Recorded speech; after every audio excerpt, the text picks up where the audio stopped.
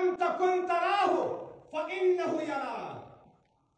داس عبادت بد الله کے داس عبادت بد اللہ کے لکتا چی اللہ لکتا چی اللہ بینے اگر چی تا اللہ نبینے لیکن اللہ خطا بینے. راضی خپل پر عبادت باندې لږ نظر واچو راضی چې خپل پر لمانځه باندې لږ نظر واچو چې موږ دا لمونځ په کومه طریقه باندې کوو.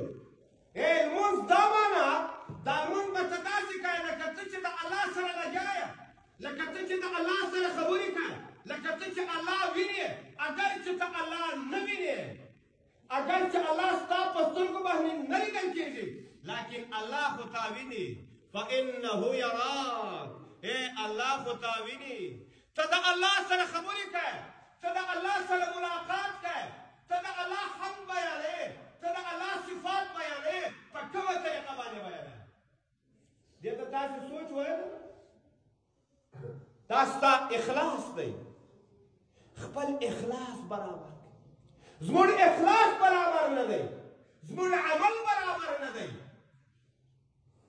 الله څه فرمایي ان الذين قالوا ربنا الله ثم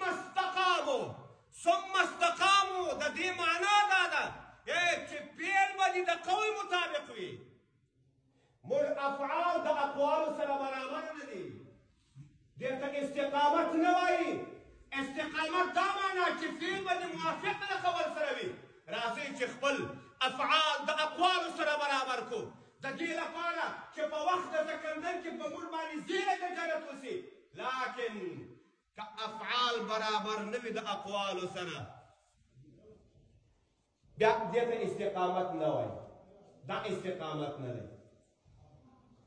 نو پیغمبر علیه الصلاة والسلام څه فرمایي جبرائیل ته وایي د الله به داسې عبادت کوې لکه ته چې الله وینې اگر چې ته الله نه وینې الله تا وینې.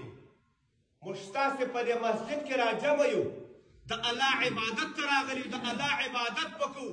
موږ داسې اگر چې اوس موږ الله نه وینو لیکن الله موږ ویني.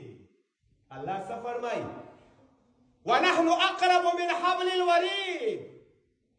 وایي زه خپل بنده ته تر سارک هم نږدې یم.